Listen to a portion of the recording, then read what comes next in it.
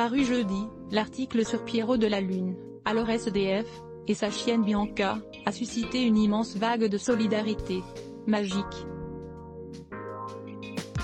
Tu es mon sauveur. Il n'en finit plus de remercier, Midi Libre bien sûr, Laurent, Delphine, Sophie de l'équipe de Rémi, et tous les autres, anonymes ou pas, qui lui ont adressé un message de soutien, confié un bon plan ou apporté une aide plus concrète. À un point presque inespéré. Merci à toi, à la vie, merci à toi pour ce miracle, a-t-il notamment écrit sur son Twitter. Et surtout merci à vous, Valérie, cette chef d'entreprise d'une PME du bâtiment dans la métropole, a été particulièrement réactive.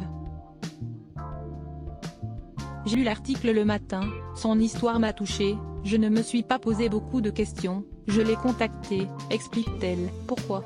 Je ne sais pas vraiment. Peut-être parce que c'est la période des fêtes.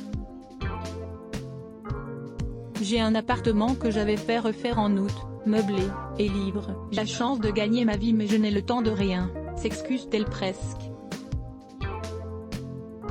Quand elle m'a appelé, je croyais que c'était une blague à midi, jeudi 10 décembre, jour de parution de l'article. Pierrot de la Lune était donc dans son nouveau chez lui, avenue de la Liberté.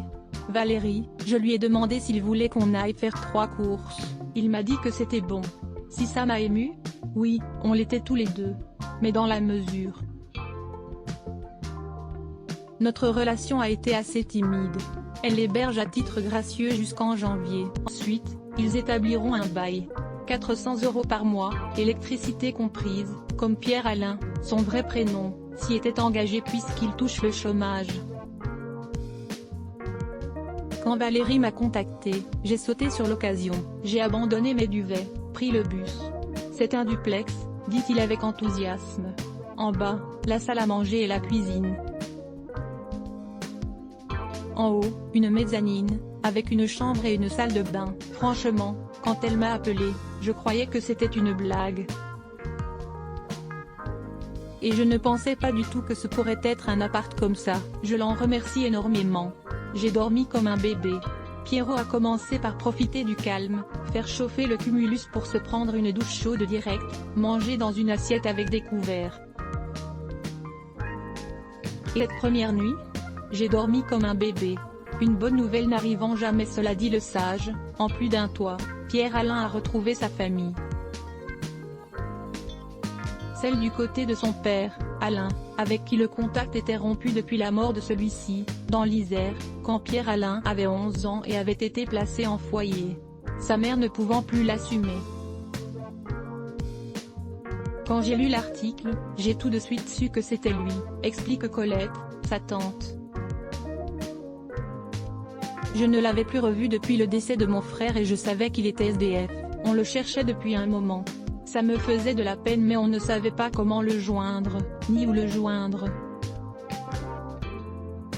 Là, j'ai tout de suite appelé, avec mon mari, on allait aller le chercher. Il était hors de question qu'il passe une nuit de plus dehors.